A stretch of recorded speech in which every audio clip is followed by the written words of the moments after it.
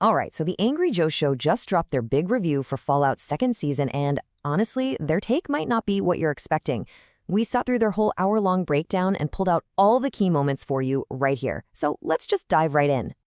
So here it is, the single biggest takeaway. They absolutely loved it. I mean, they gave the first season a pretty good 7 out of 10, but right out of the gate, they're saying season 2 is even better. For fans of the franchise, this is exactly what you wanted to hear. So why were they so hyped? Well, it really all comes down to two major things. First, the production quality is just off the charts, and second, the way the world and the characters have grown is fantastic. I mean, the reviewers were just blown away by how authentic everything felt, calling it a total masterclass in how to adapt a video game. Everything from the props and the sets, which they called so goddamn good, to the crazy number of Easter eggs, it just felt like the whole world was, and I quote, ripped straight from the video games. And that really speaks to the production value. The guys on the show are making the point that Fallout looks more expensive than shows with way, way bigger budgets. It just makes every single scene feel like this visual masterpiece that pulls you right into that wasteland. But, this amazing attention to detail wasn't just for the visuals. No, it carried right on over to the characters. And the reviewers pointed out two characters in particular who they felt really, really elevated these new episodes. First up, we've got to talk about the Ghoul. They were completely captivated by his, let's call it a flexible moral compass. The big question is, will he betray the New California Republic, the NCR, to save Lucy? His whole backstory and that inner turmoil is really becoming one of the best parts of the season. And this is where the writing gets so clever. He uses this metaphor for himself, right? It's a classic philosophy problem about a ship being replaced piece by piece. After centuries of being repaired and changed, is he even the same person anymore? It's this huge identity crisis, all wrapped up in one brilliant line of dialogue. Okay, now for the character who they think got the single biggest improvement from season 1, Maximus. He went from being a character they found super frustrating to a genuine highlight of the show. So in season 1, they pretty much called him a tedious moron who was actively dragging the show down.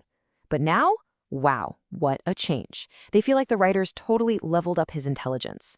Yeah, he's still a bit naive, but he's not tedious anymore, and that makes his role in this brewing civil war inside the Brotherhood of Steel so much more interesting to watch. But come on, it wasn't all sunshine and roses. As much as they loved it, the reviews definitely pointed out some pretty big things that they felt just weren't working. And their critiques really boiled down to two things. One character who feels like she's completely stuck, and a tone that sometimes just gets a little too silly. Yeah, their biggest problem with any character was with Lucy. They just felt like after everything she's seen and done, she's still got that vault brain. She's making the same naive mistakes over and over, and it feels like she hasn't learned a single thing from being out in the wasteland. And you could really hear the frustration in their voices. Her choice to just trust random strangers again and ditch the Ghoul felt like a huge step backward. It led one of them to say that her whole character arc was just spinning its wheels. Ouch. The second big issue they had was with the show's tone. Now, they love the dark humor, that's a staple of Fallout, but they felt that some parts, especially when it came to the Brotherhood of Steel, were just getting way too goofy. They literally described this chapter of the Brotherhood as idiot mall cop dude bros. They argued that all their childish antics just went 2 ticks too far. For them, the comedy just needs to be dialed back a notch, from like an 8 down to a 6, just to make sure the serious moments still hit hard.